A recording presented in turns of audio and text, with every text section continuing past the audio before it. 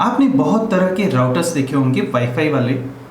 उनमें से कुछ ऐसे होते हैं जिसमें कई सारे एंटीनाज होते हैं, कुछ ऐसे होते हैं जिसमें सिंगल एंटीना वगैरह ऐसा रहेगा और कुछ बिना एंटीने को होगा। तो आज मैं इस वीडियो में आपको बताने वाला हूं कि कोई भी राउटर अगर आप परचेज करना चाहते हो तो कौन सा आपके लिए बेस्ट रहेगा, 2.4 गीगाहर्ट्ज़ वाला राउटर या फिर 5 गीगाहर्ट्ज़ वाला router. Hello guys, I am Vishal from Techsonical. अब शुरू करते हैं।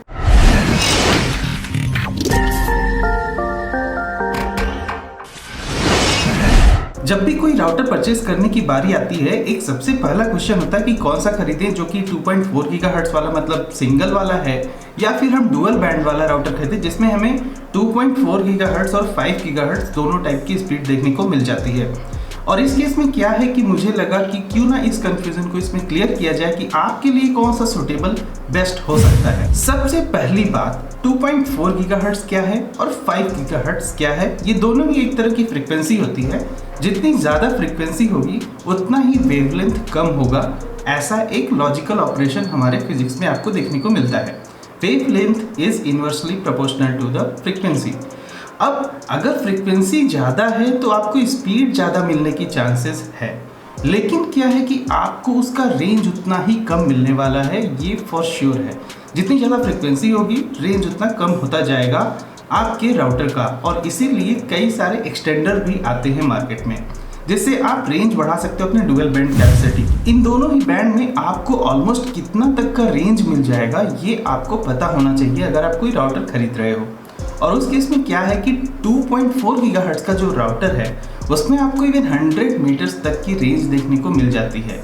और एक सबसे बड़ी एडवांटेज की बात है कि यहाँ पर जो वेवलेंथ है, क्योंकि 2 गीगाहर्ट्ज़ है तो वेवलेंथ ज़्यादा होगी। एक और एडवांटेज 2.4 गीगाहर्ट्ज़ में आपको देखने को मिल जाता है, एक तो बेहतर रेंज मिलती है, साथ में अगर आपका राउटर कहीं घर में बहुत किनारे रखा हुआ है और आपके घर में दीवारें बहुत सारी हैं तो इवन आपको फ्रंट वाले कमरे में भी काफ़ी अच्छी रेंज इसकी मिल जाएगी, और वहाँ भी आपको speed almost same to same मिलेगी जो राउटर की इवन पास में मिलती है।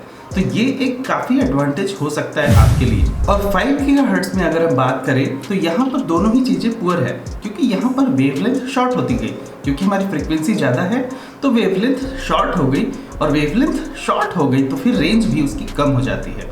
साथ में अगर ऑब्स्टेकल्स आ गए, कुछ ज़्यादा दीवारें हैं ना, तो एकदम से आपको जो है कनेक्शन लूज हो जाएगा। और साथ में अगर आप प्रैक्टिकली इसकी रेंज देखो तो ऐसे 10 से 50 मीटर के ही अंदर होती है, इससे ज़्यादा रेंज आपको देखने को नहीं मिलेगा।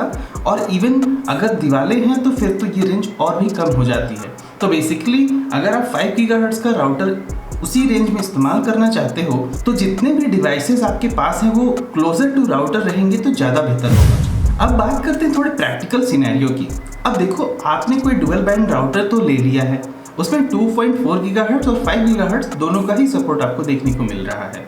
लेकिन अब होगा क्या कि आप यूँ डिसाइड करो कि अगर आप दूर हो, मान लो आपने राउटर कहीं पीछे वाले कमरे में रखा है और आप आगे वाले कमरे में हो, तो वहाँ पर आपको क्या करना चाहिए, फॉर बेटर कनेक्टिविटी आपको 2.4 गीगाहर्ट्ज़ पे स्विच कर लेना चाहिए, और जितने भी डिवाइसेस जो राउटर के पास में है उनको आप 5 गीगाहर्ट्ज़ पे कनेक्टेड करके रख सकते हो। और अगर आपके पास थोड़ा बजट ज़्यादा है तो आप क्या कर सकते हो, एक वाईफाई एक्सटेंडर खरीद सकते हो जिससे आपके उस 5 गीगाहर्ट्ज़ वाले राउटर का ही रेंज थोड़ा बढ़ सकता है।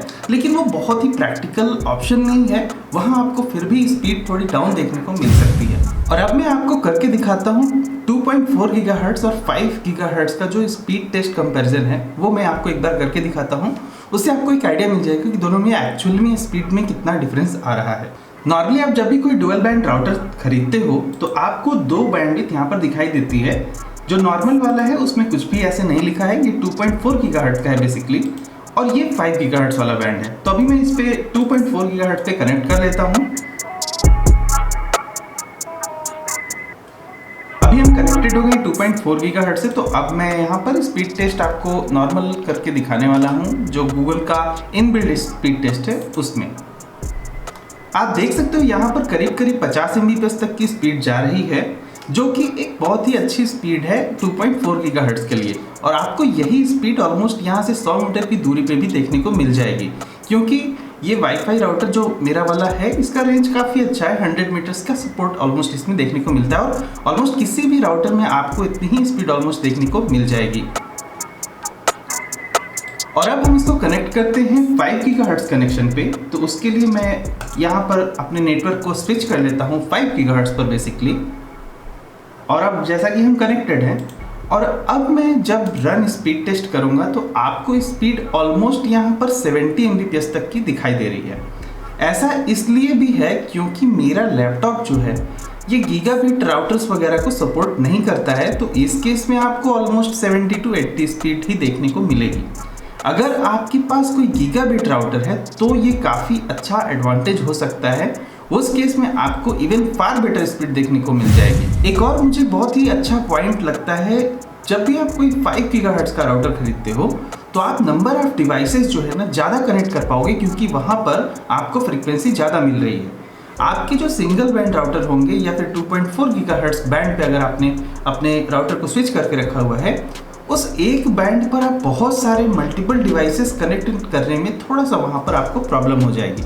इसीलिए क्या है कि डुअल बैंड राउटर आपको एक और अच्छा ऑप्शन ये देता है कि आप दोनों ही बैंड पे अलग अलग डिवाइसेस कनेक्ट कर सकते हो, और साथ में 5 गीगाहर्ट्ज़ वाले पे आप ज़्यादा कनेक्ट कर सकते हो। ये आपके लिए बेटर एडवांटेज हो सकता है। वीडियो के डिस्क्रिप्शन में मैंने बहुत सारे राउटर्स के लिंक दिए हुए हैं, आप जाकर चेकआउट कर सकते हो कि आपके लिए कौन सा सूटेबल है बेस्ड ऑन दिस कंपैरिजन।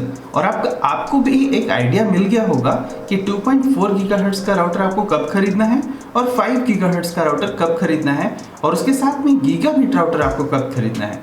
अगर आप मुझसे पर्सनली पूछो तो मैं यही सजेस्ट करूंगा कि आज की डेट में आप कोई भी normal dual band router avoid ही करो तो ज़्यादा बेहतर रहेगा। वो इसलिए क्योंकि बेटर है आप गीगाबिट राउटर ले लो। उससे क्या है कि आने वाले जितने भी आजकल के मॉडर्न डिवाइसेस हैं उनमें गीगाबिट यानी कि AX1200 का सपोर्ट होता है। अगर आपको ये AX1200 स्टैंडर्ड क्या है ये जानना है तो मेरा पुराना वाला वीडियो ज़रूर देखना। और अब एक बारी आती है यहाँ पर एक और फैक्टर ये भी डिपेंड करता है कि आप कोई भी राउटर अगर किसी सर्विस प्रोवाइडर से ले रहे हो, फॉर एग्जाम्पल एयरटेल या फिर कोई ऐसा सर्विस प्रोवाइडर जो आपको राउटर भी दे रहा है, उस केस में क्या है ना कि आपको ये कस्टम वाले राउटर जो ऐसे नॉर्मली आपको ऑनलाइन अवेलेबल देखने को मिल जाते हैं, ये वाले राउटर्स आप थोड़ा कम ही खरीदो तो ज़्यादा अच्छा रहेगा। ऐसा इसलिए है कि सर्विस प्रोवाइडर्स जो राउटर अपने साथ में देते हैं वो उनके लिए ही ऑप्टिमाइज्ड होता है। उस केस में क्या होगा कि जब कभी भी अगर आपके पास कोई स्लो स्पीड की प्रॉब्लम आएगी तो सर्विस प्रोवाइडर सीधे सीधे बोलेंगे कि ये वाला राउटर हमारे नेटवर्क पे सपोर्टेड नहीं है, और उस केस में आपका ऑलमोस्ट पैसा ही बर्बाद हो जाएगा क्योंकि आप उसको यूटिलाइज नहीं कर पाओगे। और इनकेस अगर कोई सर्विस प्रोवाइडर आपको ऐसा कुछ राउटर प्रोवाइड कर रहा हो, इसमें एंटीना वगैरह नहीं, लेकिन ये डुअल बैंड राउटर है जो कि एयरटेल की तरफ से आता है, फाइबरनेट की तरफ से, तो ये एक कंडीशन हो सकती है अगर आपके एरिया में आपका सर्विस प्रोवाइडर कोई राउटर साथ में दे रहा हो तो आप बेटर रहेगा कि आप वही राउटर चूज करो, क्योंकि वहाँ पर आपके पास ऑप्शन नहीं है।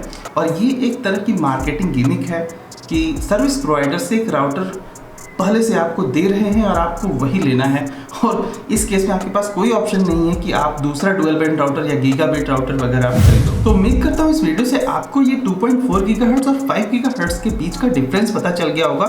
राउटर खरीदते वक्त आपको ये बात बहुत ही अच्छे से ध्यान में रखनी चाहिए। फिलहाल आज के वीडियो में इतना ही। वीडियो पसंद आए लाइक करो, नहीं पसंद आए डिसलाइक करो, but do let me know in the comment section क्यों नहीं पसंद आई, और साथ में चैनल को सब्सक्राइब कर लेना ऐसे ही और भी इंटरेस्टिंग टेक टॉपिक वीडियोस देखने के लिए। मिलते हैं अपने अगले वीडियो में कुछ और भी टेक टॉपिक के साथ, तब तक के लिए good bye, thank you for watching, will see you again there.